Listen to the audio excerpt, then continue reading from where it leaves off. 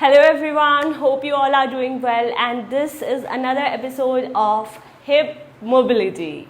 So let's begin. Both hands on your waist, take one leg up and take it out, and you have to make circles. Now few of you, this might be difficult, so you can take support, put one hand on the wall and then do it. 10, 9, 8, 7, 6, 5, 4, 3, 2 and 1. Now change the direction with same leg. 1, 2, 3, 4, 5, yes, 6, 7, 8, 9 and 10. Now few of you while doing might be moving your upper body as well. We don't have to move our upper body, just move the leg, okay, from the hip. So focus, okay, your hands can move because hands align with the movement of our legs. So if the leg is going that way, hands come this way, and this way our torso will not move, okay. 4, 3, 2, 1. Change the direction.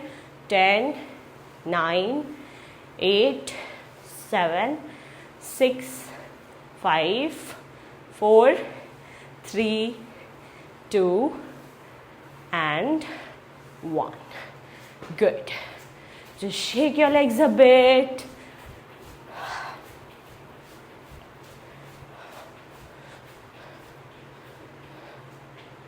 Let's move forward now on to next one. So this one is for our hip flexor. So basically the frontal hips. So we are going to open it up. Now there are two ways to do it. One is open up your legs, take support and stretch the back leg as much as possible. So you will feel the stretch from here till here.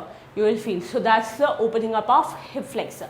And we will hold it for 30 seconds. Or the other way is that you can take a stool or a chair or sofa, something, and then you are going to put one leg over it like this. So this way. Now put one leg over it and then stretch it over, okay. This will work on the hip flexor, but alongside it will also work on the inner thigh. So just hold here, okay. This also 30 seconds and the other one also 30 seconds, whichever is good for you. So if you have a lot of knee pain, I would recommend you to do the first one, because in this the front knee is not bending much. But the second one, that is on the chair, that is pretty more effective than this one, because in that we are taking our knee over the toes as well, okay. So if you want to see how to do second one again, just slide the video backward and just check it out. Let's start now. First holding for 30 seconds. Start. Can take support or without support. Just feel it here. Try to connect your mind to the muscle. Focus on your breath. Look at the front.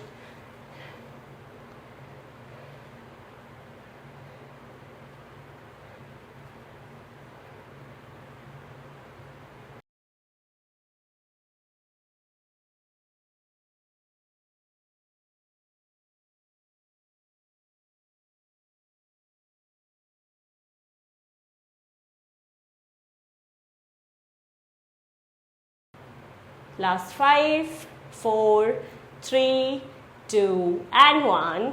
Very good. Slowly come up and change. The farther you keep the back leg, more effective it will be for our hip flexor. Let's go down and hold.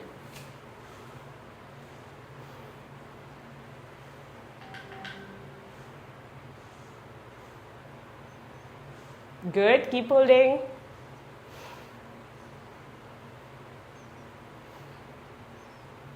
3, 2 and 1.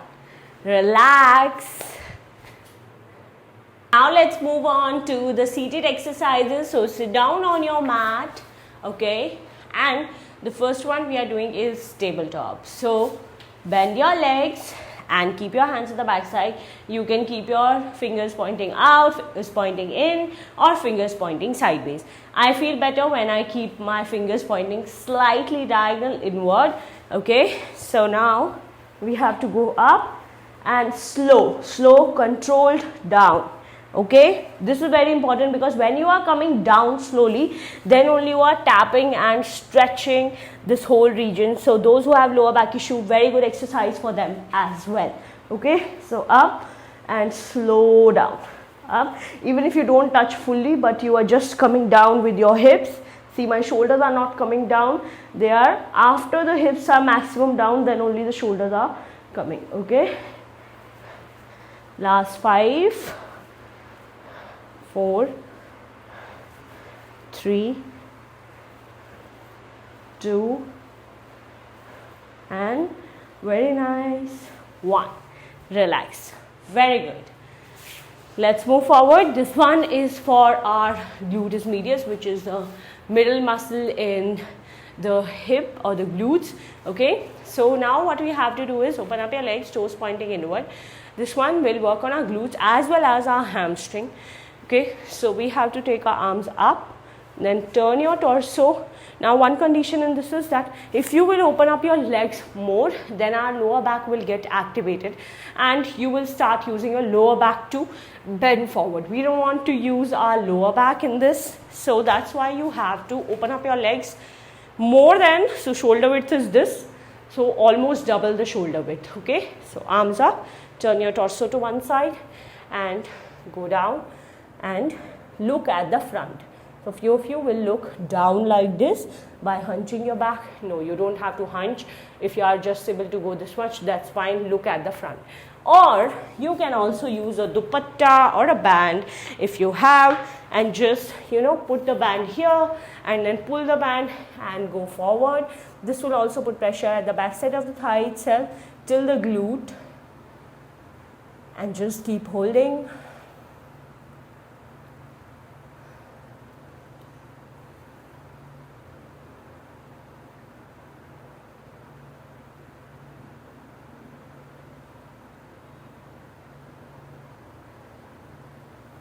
Okay, 30 seconds done. Relax. Let's go to other side. Either you can do with this or without the band. And let's go.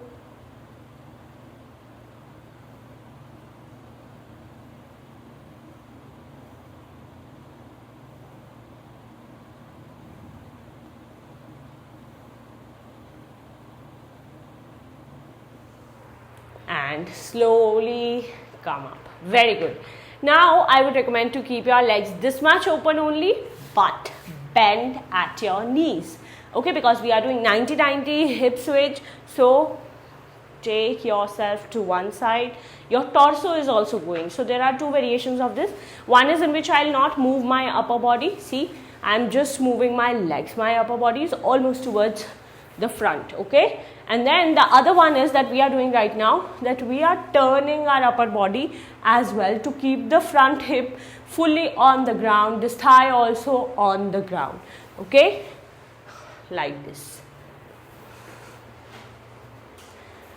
Keep going. We are doing it for 20 times.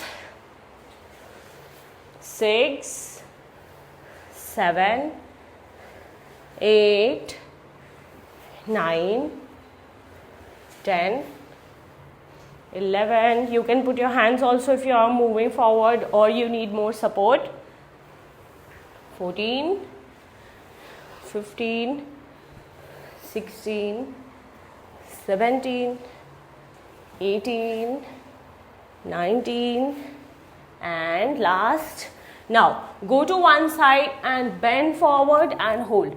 Now few of you who have more flexibility, then you might be able to straighten the back knee as well in the proper pigeon pose, which will open up our hip. But those who have sciatica issue, don't straighten the back leg, keep the knee bent itself.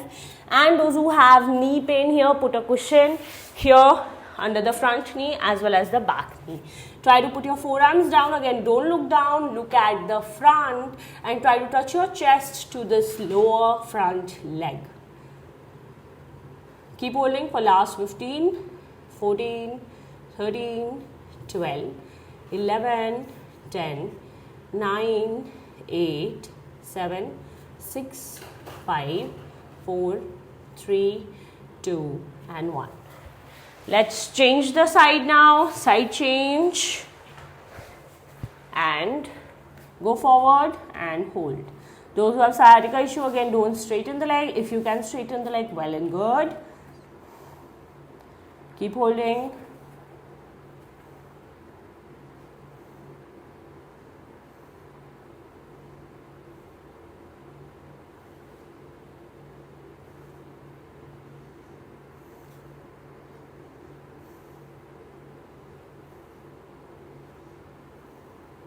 Last 10, 9, 8, 7, 6, 5, 4, 3, 2 and 1. Okay, moving on to the last exercise for today. This is the internal and external rotation of our hips. So first understand what is external and internal rotation. So if my hand is like this is normal position. If I turn it outward, this is external rotation, and if I turn it inward, this is internal. Now, as our hands are, similarly our legs work. So these are your toes, your ankles, your knee and your hip. So these, for example, when you are moving it outward, the shoulder is also moving slightly outward, which is the external rotation. Similarly, in the leg case, when leg is like this and you turn it out, it is actually going from the hip, because hip is going in external rotation. And similarly, when you are turning it in, the hip is going in internal rotation. This exercise has to be done either on the bed or on the ground, and put your back down. So you are in lying position, supine position. Now take one leg at the front and other leg remains bent and turn it outward. Okay, so how you are doing? You are basically turning it out and you are doing simple leg raises from 0 to 60 degree in external rotation. The focus is here, the front hip or the hip flexor region, and also the inner thigh. So those who have inner knee pain, this is a really good exercise for them. So up and down 15 times. Let's start. 15, 14, 13. Now your back might be going up and down in this, so just keep pressing your lower back into the ground. 11, 10, 9, 8, 7, 6, 5, 4, 3, 2 and 1. Okay, let's change the leg. External rotation. Take the leg at the front, rotate it externally and up and down till 60 degree. 2. Keep pressing your lower back into the ground. 3, 4, 5, 6, 7, 8, 9, 10, 11, 12, 13, 14 and 15. Now change. So same other leg and internal rotation. Okay, so rotate it internally. Basically turn your foot inward like this and then we are doing up and down. Keep pressing your lower back into the ground. 2, 3, 4, 5, 6, 7, 8, 9, 10, 11, 12, 13, 14 and 15. This one is majorly for the outer side of hip flexor and outer thighs or the abductors. Let's change the leg. Turn inward, up and down. 15, 14, 13, 12, 11, 10, 9, 8, 7, 6, 5, 4, 3, 2 and 1. Very nice, everyone. So we are done with another hip mobility session today, and you can practice it almost every day to improve your hip mobility and reduce your knee pain. So take care, everyone. I'll see you in another video on hip mobility. Bye. Love you all.